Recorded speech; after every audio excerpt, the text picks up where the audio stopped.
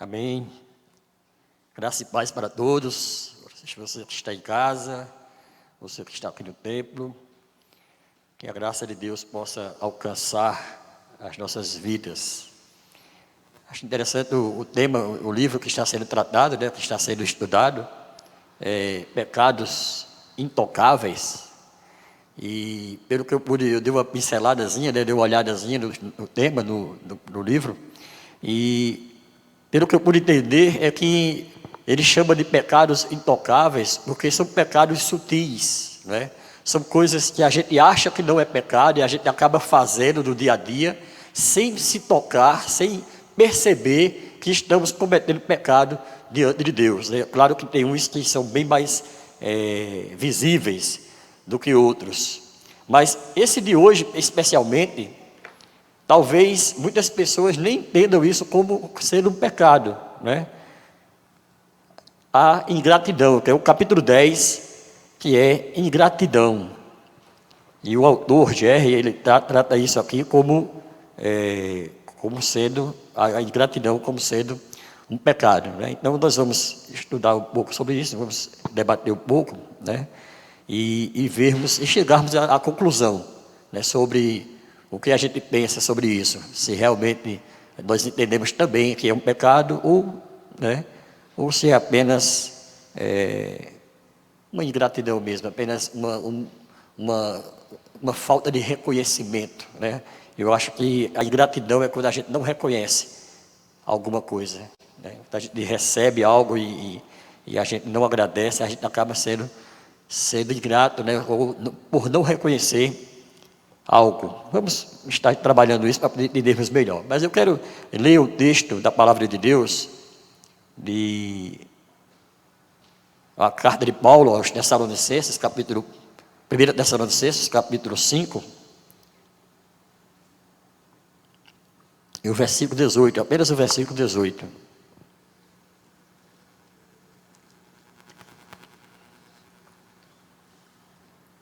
Primeira carta de Paulo aos Tessalonicenses, capítulo 1, ou melhor, capítulo 5, versículo 18. Paulo, ele dá alguns conceitos, né, alguns conselhos, né, aqui, e entre esses conselhos ele cita sobre a gratidão, né, sobre agradecer. Ele diz aqui no versículo 18: em tudo dai graças, porque esta é a vontade de Deus em Cristo para conosco. Eu vou estar lendo um pouco sobre o que tem no livro e a gente vai estar conversando sobre isso, né?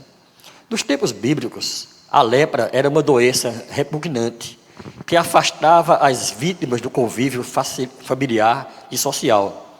Na verdade, a lei mosaica exigia que o leproso gritasse continuamente: impuro, impuro, ao caminhar pelas estradas, para que nenhum transeunte fosse contaminado pela doença. Então, algumas traduções falam leproso, leproso, né? Então, quando alguém sofria de lepra e ele vinha caminhando na estrada e vinha uma outra pessoa do outro lado, ele era obrigado a gritar para aquela pessoa: leproso, leproso, ou impuro, impuro. E aí aquela pessoa já tomava precaução, tomava um outro caminho para não passar por ali, porque a lepra era uma enfermidade que era altamente contagiosa. E o autor aqui, ele fala sobre essa passagem, justamente porque ele vai citar aquela passagem que Jesus Cristo vem caminhando, na de Lucas, né? Quando Jesus vem caminhando, e 10 leprosos, eles se aproximam, ou de longe ainda, eles olham para Jesus Cristo, né, e falam para ele: mestre, tem compaixão de nós, Senhor, tem misericórdia de nós. E os 10 leprosos, naquela hora, começam a gritar e clamar a Jesus que tivesse misericórdia deles, que tivesse compaixão deles. E Jesus, de fato, tem compaixão deles. E quando Jesus vê eles lá, Jesus vai e manda que eles vá se apresentar ao sumo sacerdote, né? Porque aos sacerdotes, porque os sacerdotes eles possuíam autoridade para pronunciar oficialmente que o leproso tinha sido purificado da doença.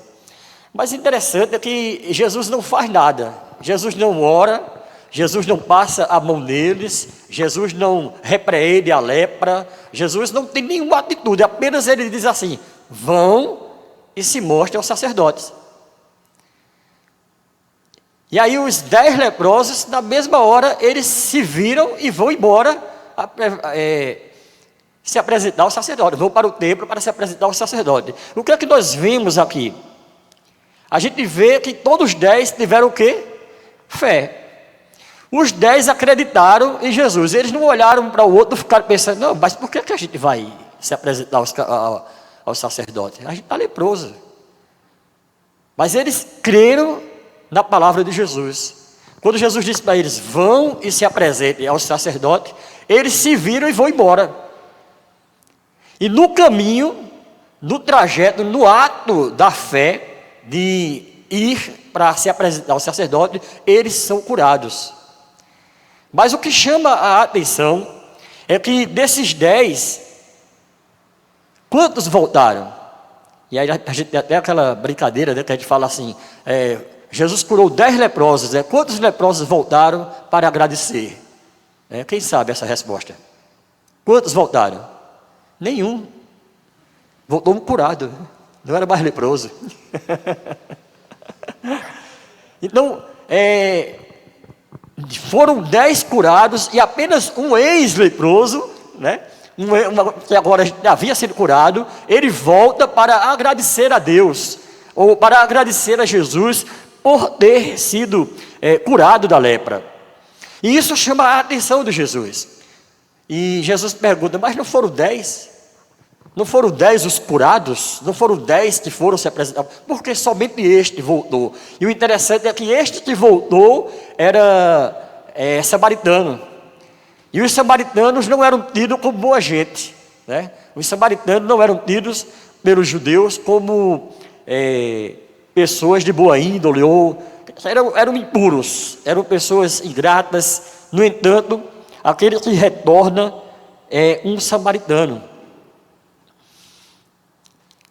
Ao ler essa história, nós pensamos: como esses homens puderam ser tão ingratos a ponto de não voltarem para agradecer a Jesus? Porque só de 10, somente um voltou. Será que esses 9 não tiveram o mesmo sentimento? O que levou eles a irem embora, mas não retornarem para agradecer? Só tem uma palavra: ingratidão. A ingratidão é o contrário da gratidão. Gratidão é o quê? O que é gratidão? Gratidão é reconhecer que nós fomos agraciados ou beneficiados por alguém ou por algo. Quando a gente reconhece que recebeu algo de alguém, qual é o natural da gente? Isso aqui é um estudo, viu? Então eu vou preciso da ajuda de vocês, não é uma pregação.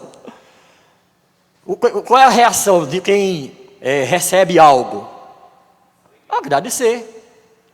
Obrigado, né? E a gente termina muitas vezes dizendo assim: a gente dá uma informação, alguém passa por a gente: rapaz, onde é que fica a igreja congregacional? Você vai aqui e tal. A pessoa se vira e vai embora. A gente olha e fala: mas nem agradeceu, não disse nem obrigado, né? Não chama atenção isso? Às vezes alguém chega pedindo alguma coisa, você vai e dá um dinheiro, dá, sei lá, uma feira, e a pessoa pega, vira as costas e vai embora. E não agradece. Isso chama a nossa atenção. Também chamou a atenção de Jesus.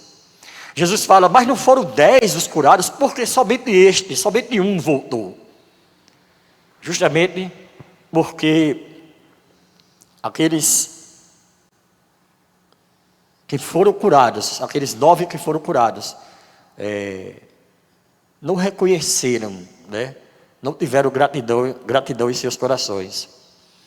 Em termos espirituais, a nossa condição era muito pior do que a lepra. Não estávamos enfermos, estávamos espiritualmente mortos.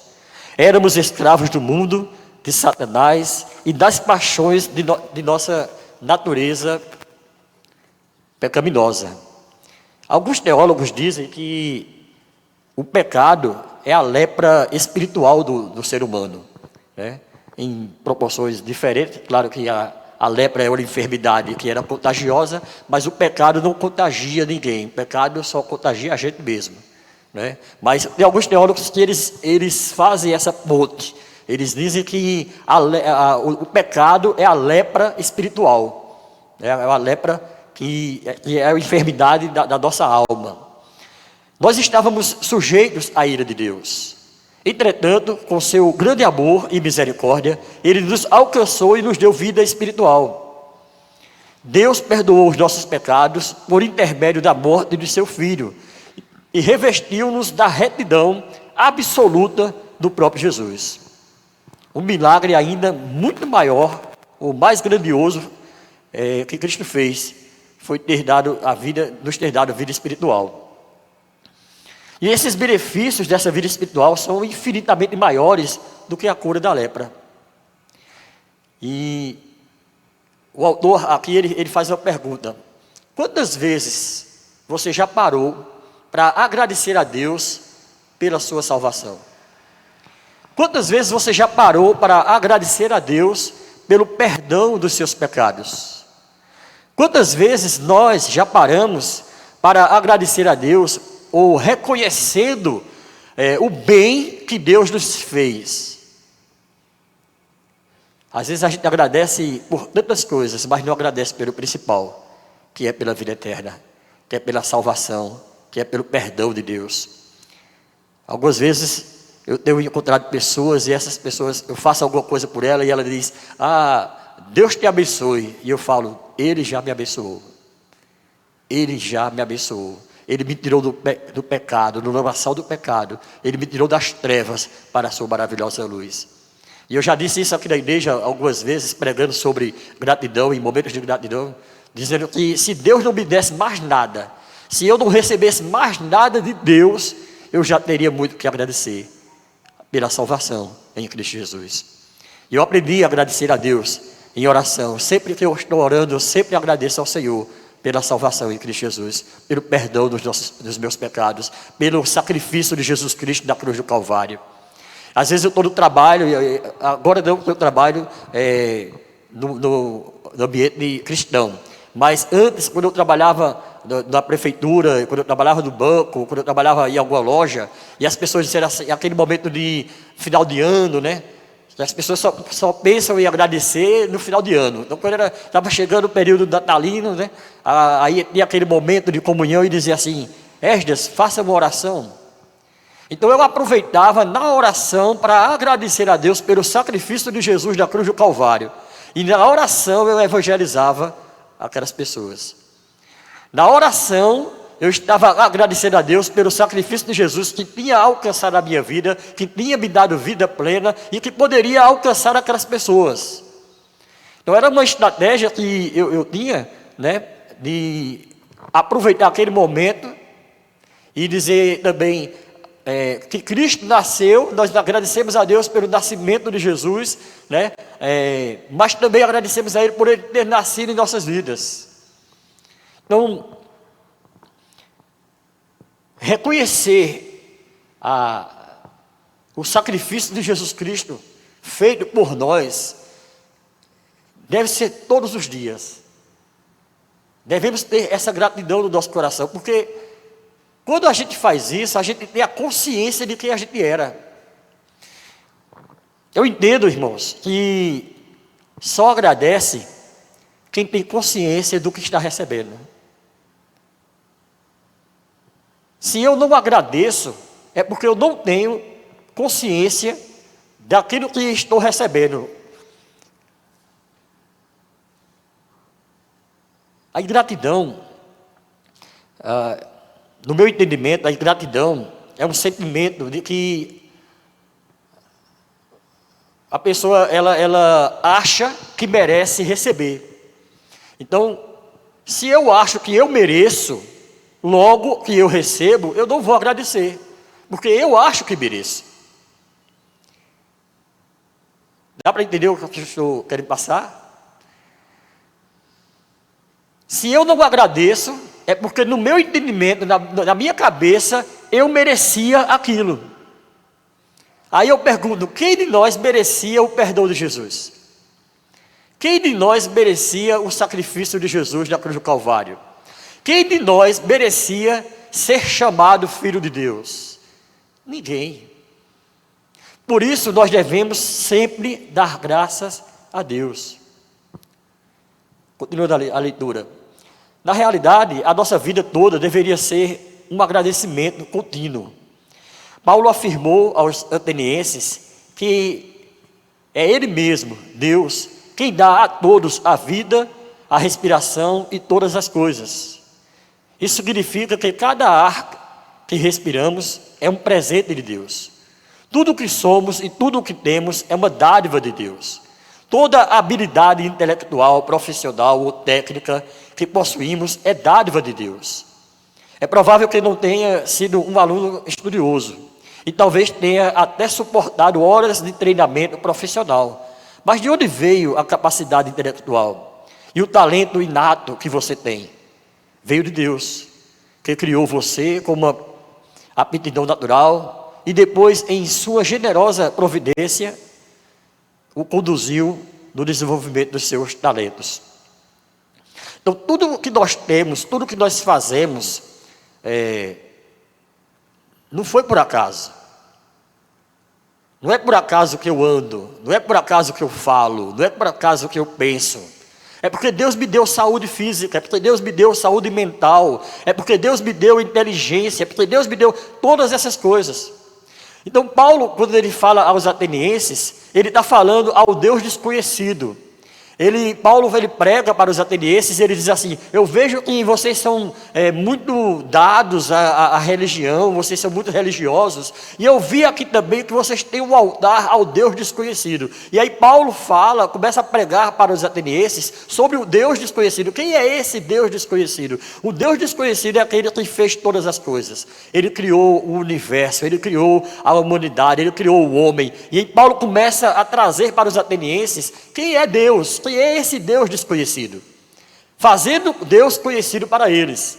E mostrando para eles que toda boa dádiva, todo dom perfeito, tudo que nós temos foi dado por Deus.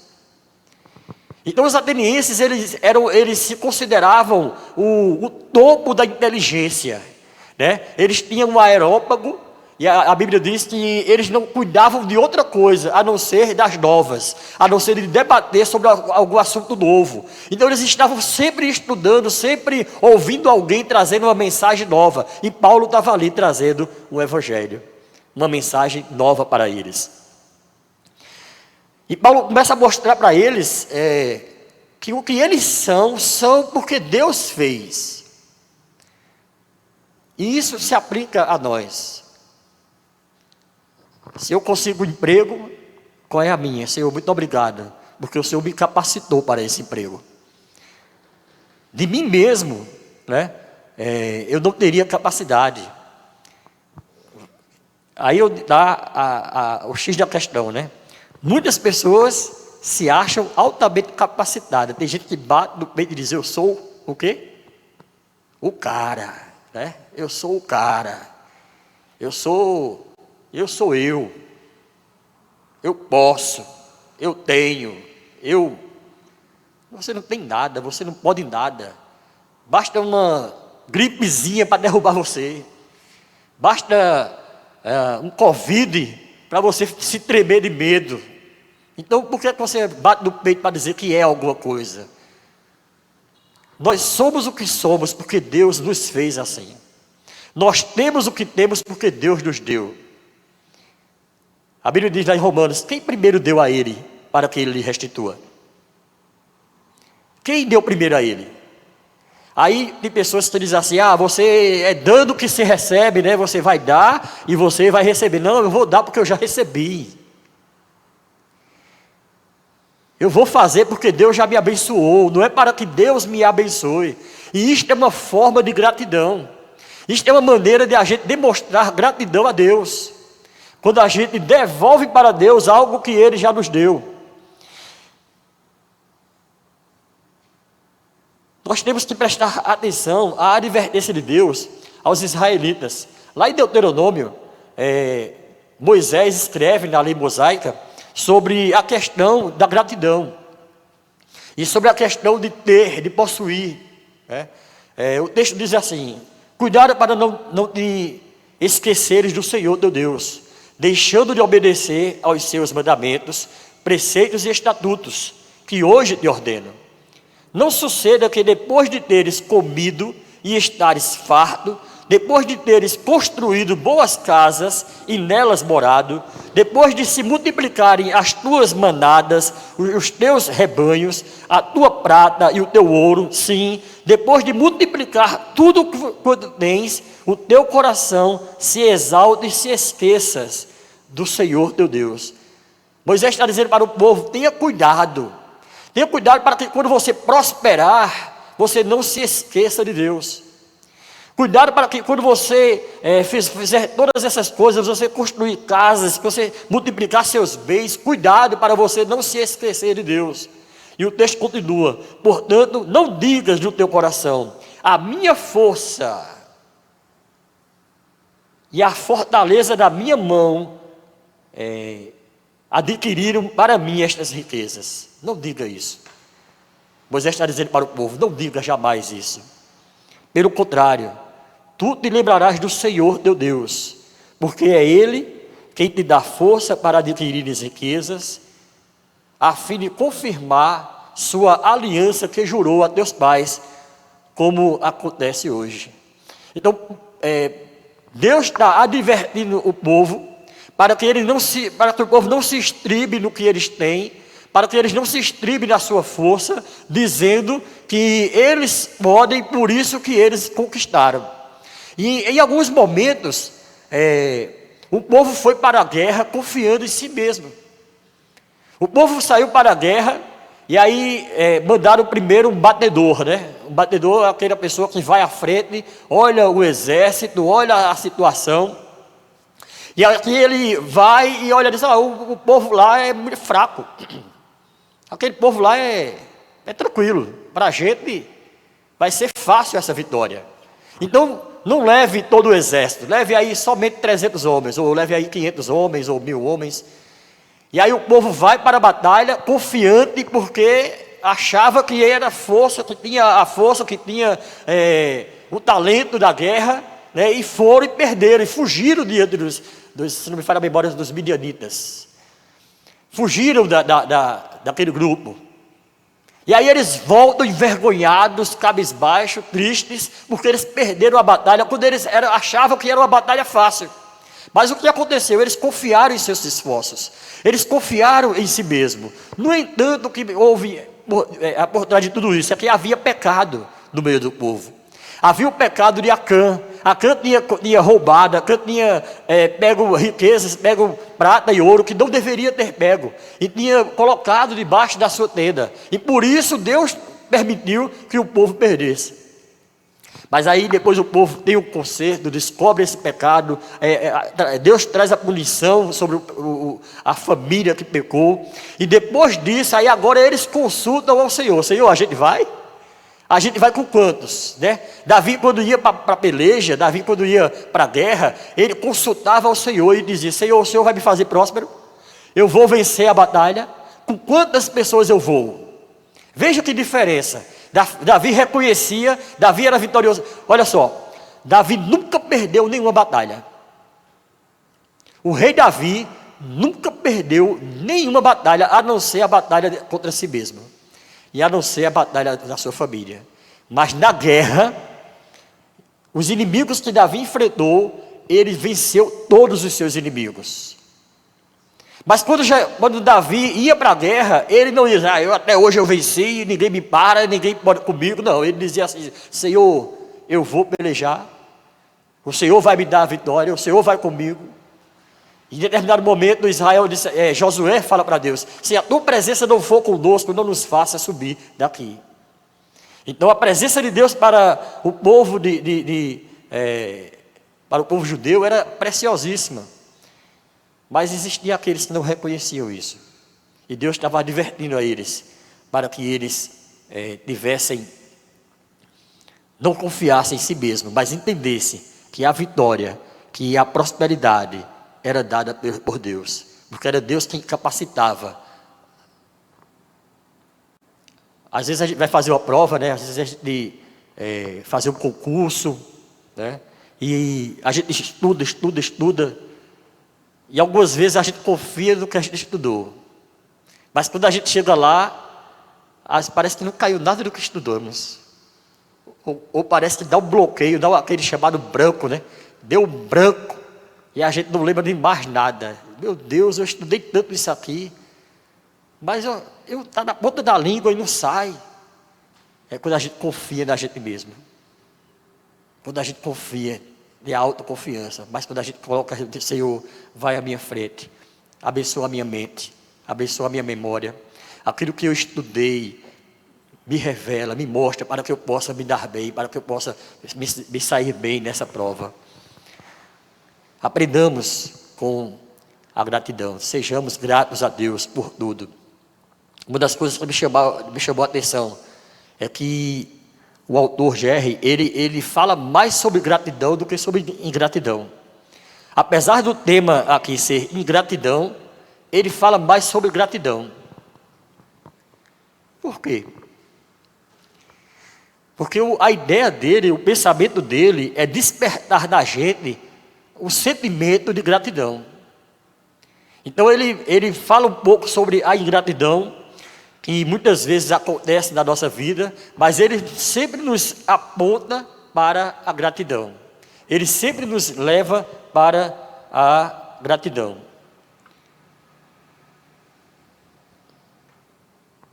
E eu tenho um estudo sobre gratidão. Eu quero fazer essa ponte, né, nesse momento.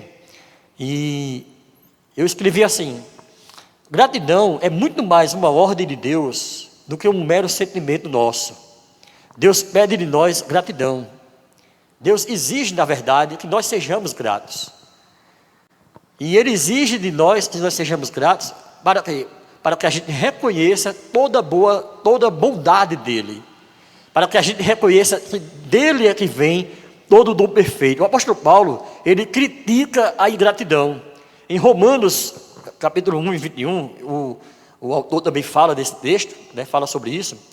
Ele diz: porquanto, tendo conhecimento de Deus, não o glorificaram como Deus, nem lhe deram graças, antes se tornaram nulos em seus próprios raciocínios, obscurecendo-se-lhes o coração insensato.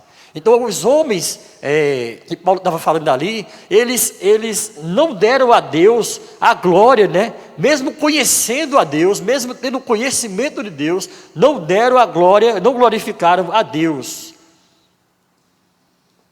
E tornando assim nulos os seus próprios raciocínios diante de Deus. Então a nossa inteligência, o homem mais culto, o homem mais inteligente, o homem mais sábio da terra, Paulo diz lá em Coríntios que a loucura de Deus é mais sábia do que a sabedoria humana. Se é que Deus é louco, né? Que Deus não é louco, claro. Mas Paulo está dizendo assim, que se houvesse loucura em Deus, a loucura de Deus era mais sábia do que o mais sábio dos homens. Até porque quem foi que fez o homem? Deus. Quem foi que nos dotou de sabedoria?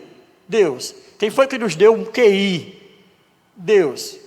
No entanto, Deus limita a gente. Nós somos limitados. Eu acho que o ponto máximo do nosso QI, qual é?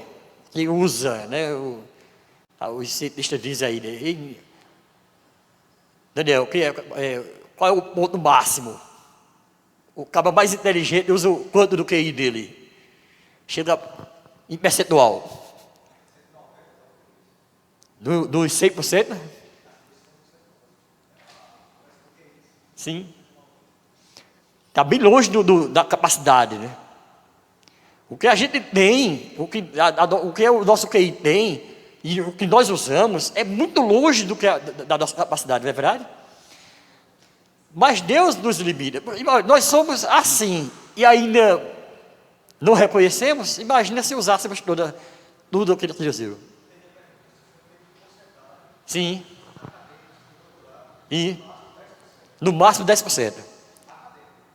De forma acadêmica, né? Então veja só, Deus tem nos dado inteligência, mas Ele não nos dá além da dele. E aí Paulo diz assim: quem deu primeiro a ele para que ele restitua? Quem ensinou? E ele pergunta a Jó, né? Lá atrás ele pergunta a Jó: quem foi que me ensinou? Quem foi que estava comigo? Tu estavas comigo? Tu fizeste alguma coisa? Né? Então precisamos reconhecer que Deus é quem tem o controle de todas as coisas. A gratidão é muito mais uma ordem, sim, é muito mais uma ordem do que um sentimento humano. Em Colossenses 3,17 ele diz: e tudo o que fizerdes, seja em palavras, seja em ação, fazei-o em nome do Senhor Jesus, dando por ele graças a Deus Pai. E Tessalonicenses que nós lemos também, né? Em tudo dai graças, porque esta é a vontade de Deus. E eu fico pensando, o texto diz: em tudo dai graças, porque esta é a vontade de Deus. Aí a gente pensa, mas em tudo? E o que é esse tudo?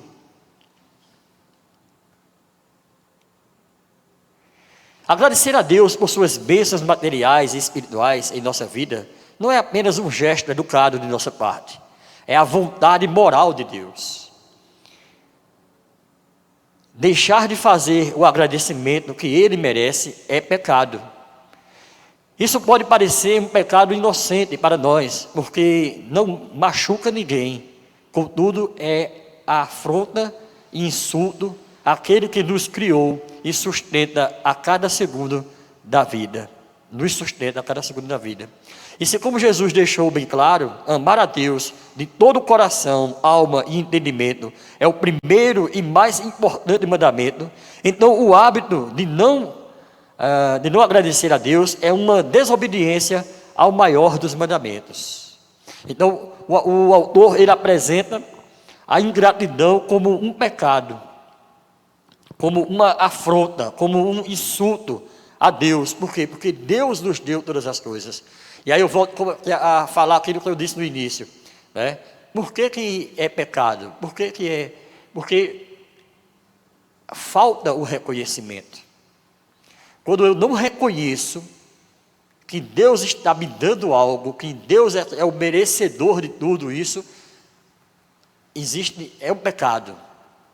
Não atribuir a Deus a glória a Ele é um pecado.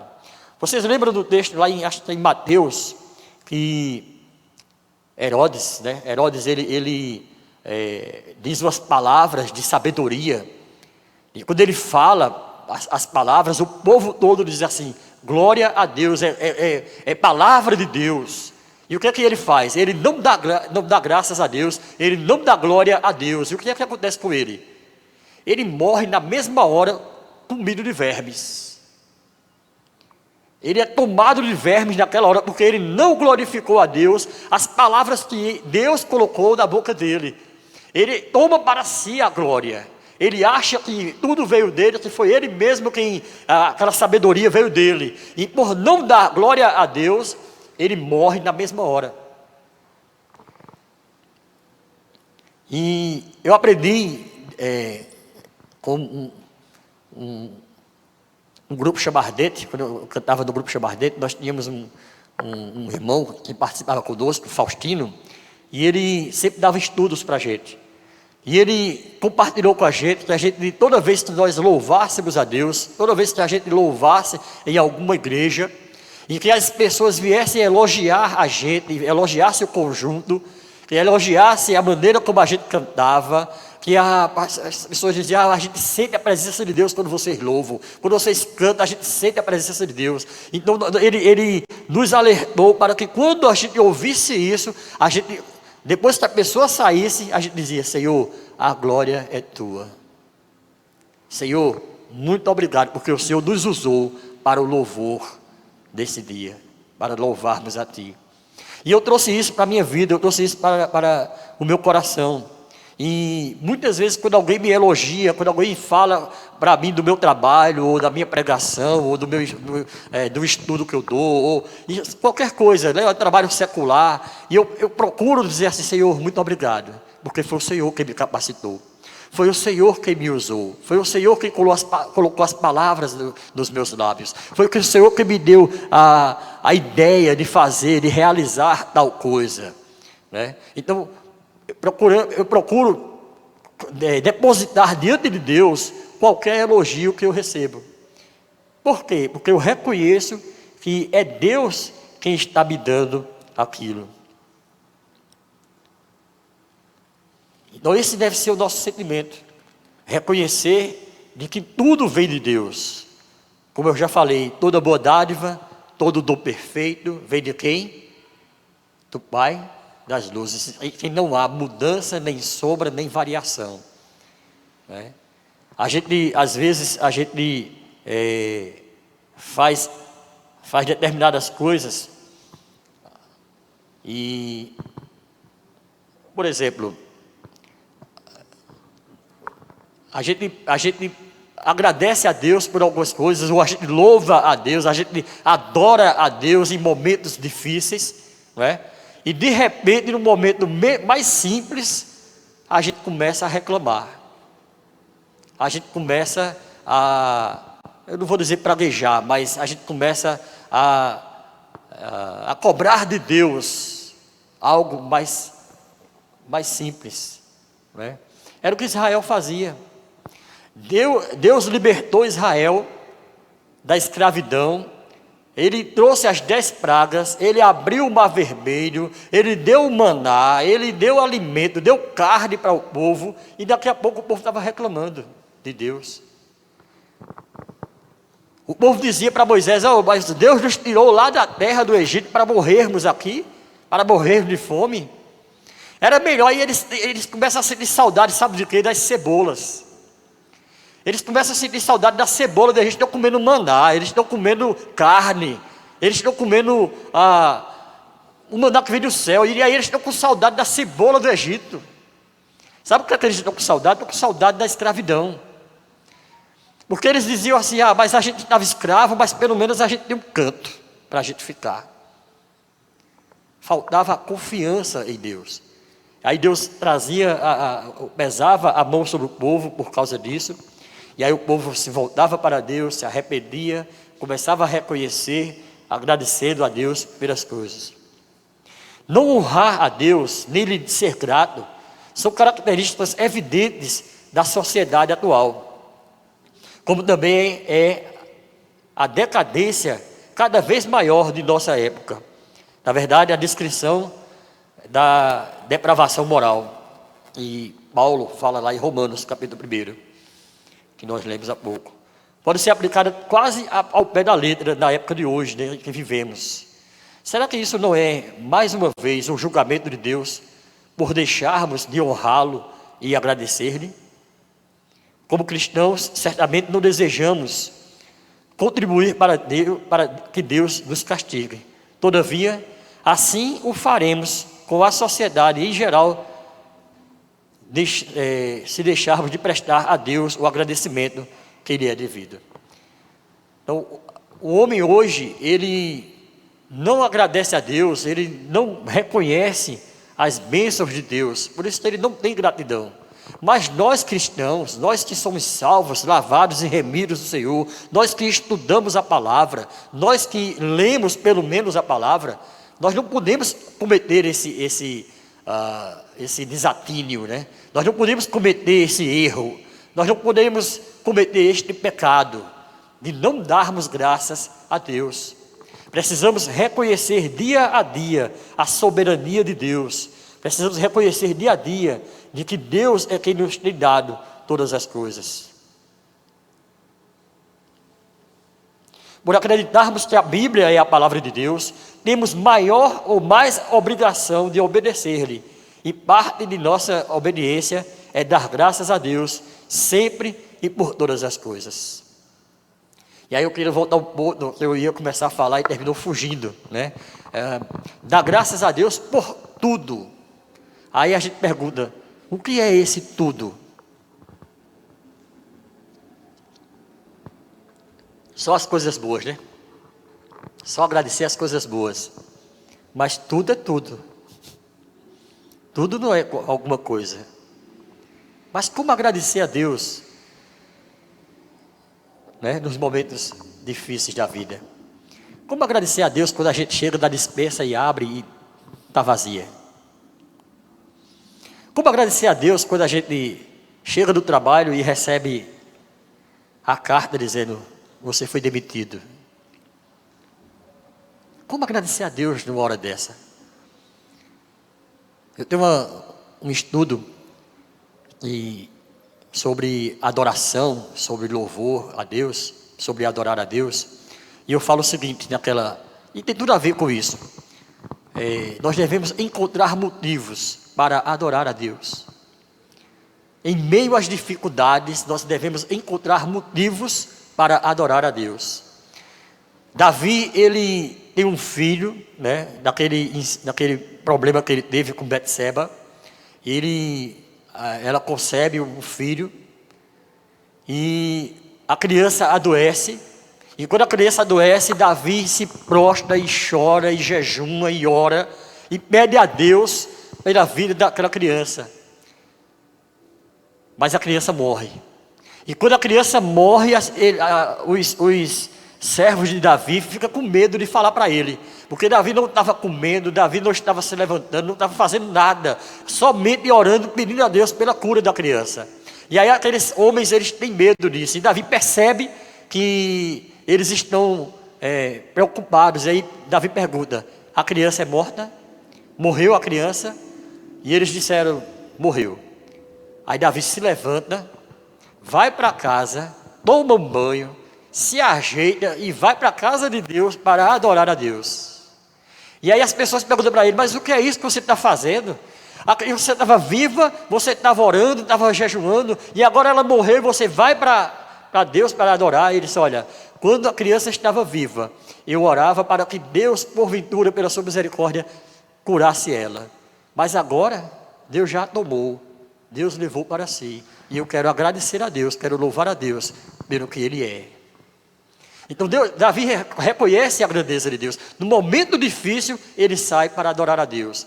E um outro momento que acontece com Jó.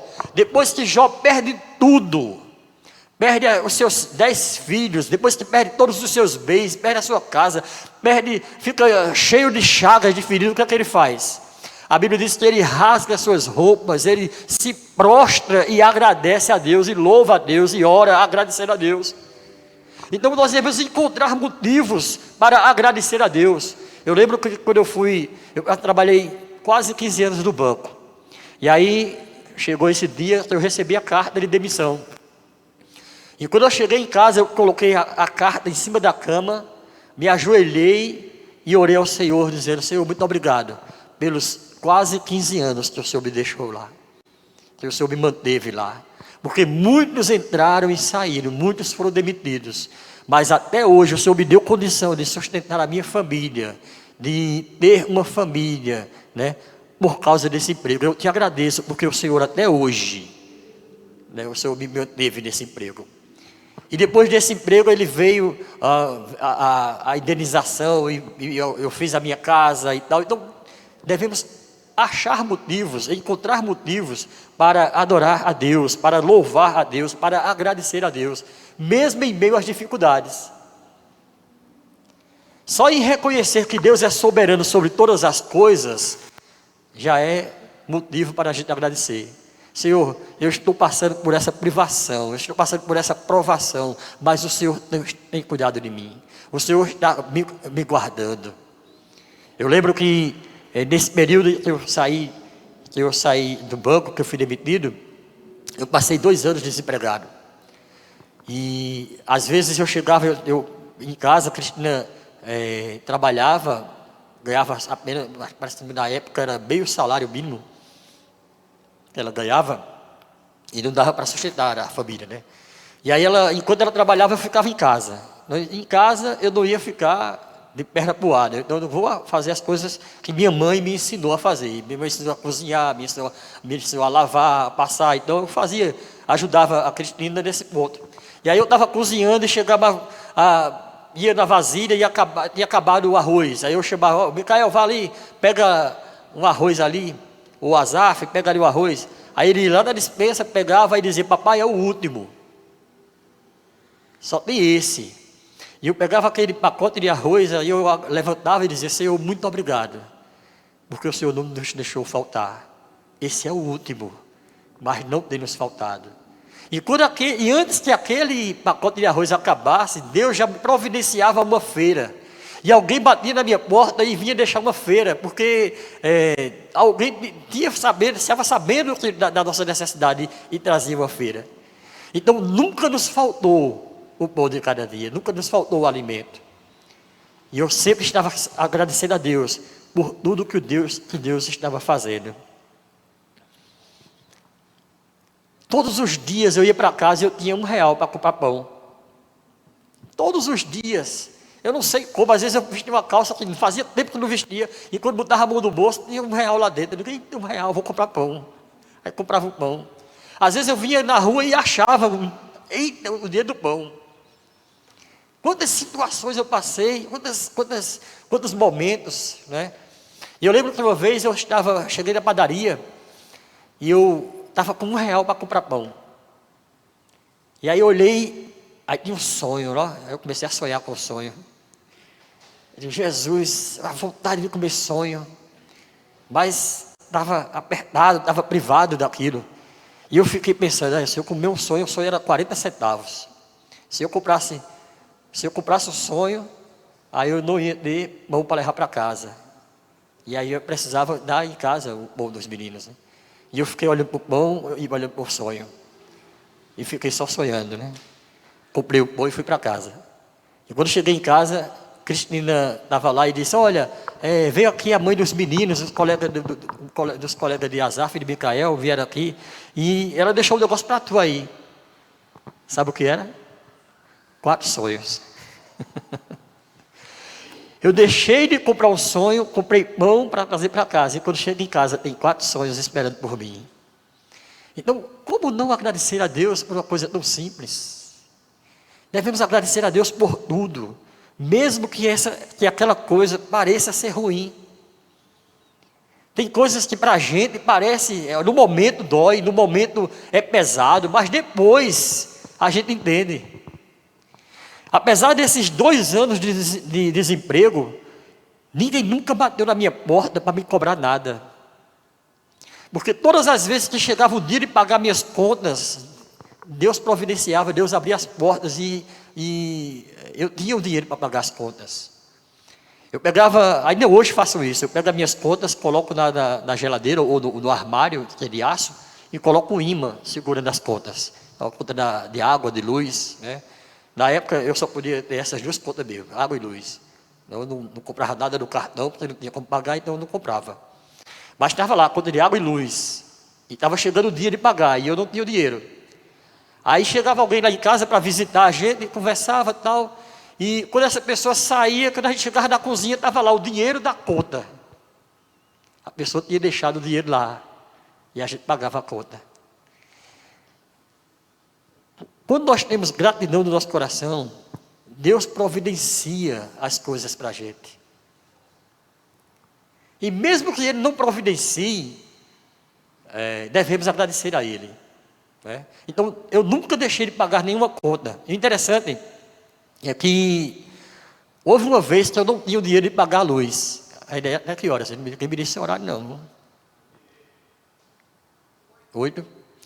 Então, houve uma vez que eu não tinha o dinheiro para pagar a conta de energia. Ele veio, Senhor, e agora? Já estava prevendo o que ia acontecer. E aí, quando chegou a conta de energia, minha conta chegou zerada. Eu olhei, zerado, zero. Mas foi o que houve. Aí foi um plano do governo que teve lá, quem estava desempregado, e me acharam, né? Deus fez com que me achasse, eu estava desempregado e minha conta veio zerada. Eu caí nesse programa desse mês e minha conta veio zerada. Eu guardei essa conta zerada por muito tempo.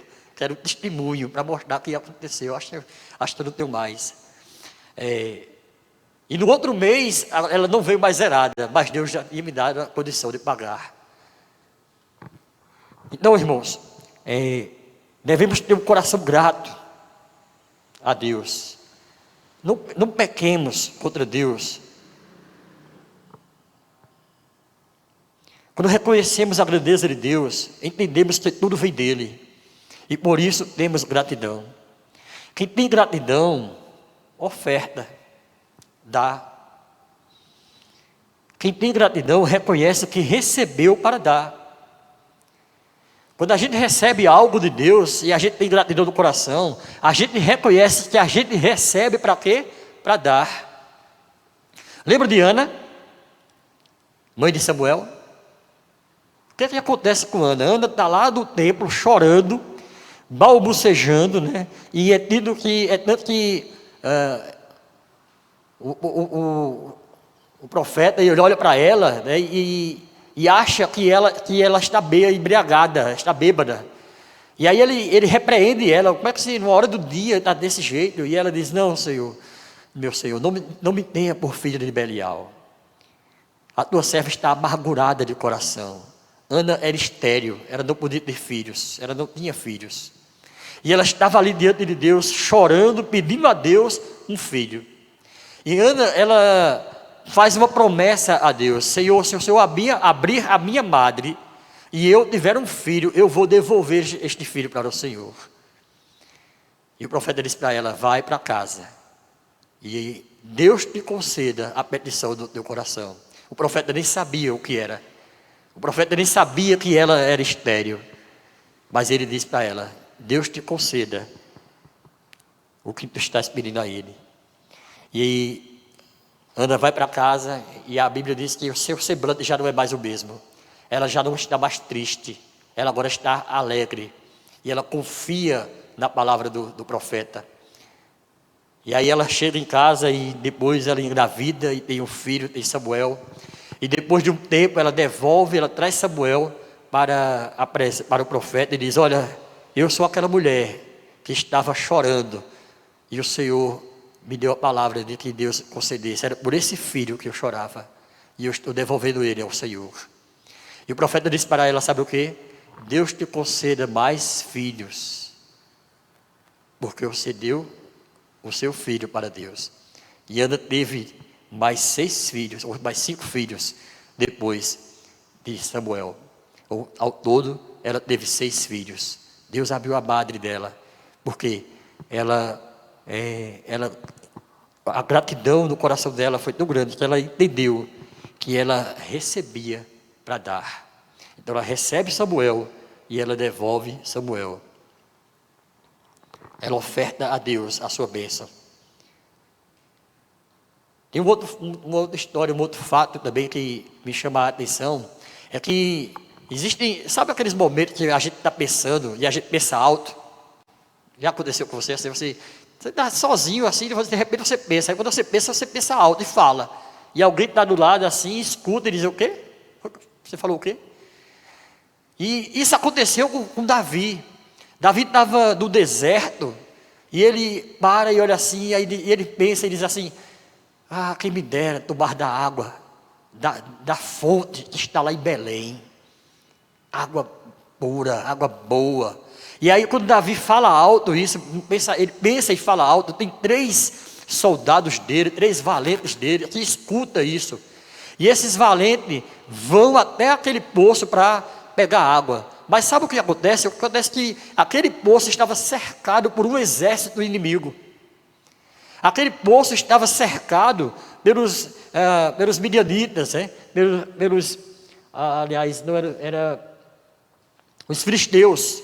Então os filisteus estavam ao redor daquele poço e não tinha como eles pegarem aquela água. Mas eles vão pelo meio dos soldados, enquanto os soldados estão dormindo, arriscando a vida deles, e chega lá, bebem da água e leva a água para Davi. E o que é que acontece quando eles chegam com a água? Quem pode dizer aí? Quem sabe dessa história? Quem conhece essa história? Quem arrisca dizer aí o que aconteceu? Davi fez o quê? Bebeu a água? Não. Quando aqueles homens chegam com a água perante Davi, sabe o que Davi faz? Ele derrama a água em libação, em oferta a Deus. Era o que ele desejava. Ele queria tomar aquela água, mas ele diz: eu não sou merecedor de tomar essa água, porque a preço de sangue esses homens trouxeram ela. Quem é que merece essa água? É o Senhor. E aí ele derrama a água na terra, em gratidão a Deus, em louvor a Deus, em libação a Deus, reconhecendo que Deus era merecedor e ele não. Por isso Deus chama Davi de um homem segundo o coração de Deus. Davi reconhecia que Deus é quem merecia todas as coisas. Que nós possamos aprender com Davi, que nós possamos aprender com Jó, que nós possamos aprender, né, com aquele ex-leproso que volta para agradecer a Deus. Tudo que você tem foi Deus que te deu. Tudo que você é Deus que fez você. Toda boa dádiva, todo dom perfeito, toda inteligência, toda sabedoria, todo emprego, toda saúde vem do Pai das Luzes, vem de Deus. Que tenhamos um coração sempre grato a Deus por todas as coisas. Yuri? Igão.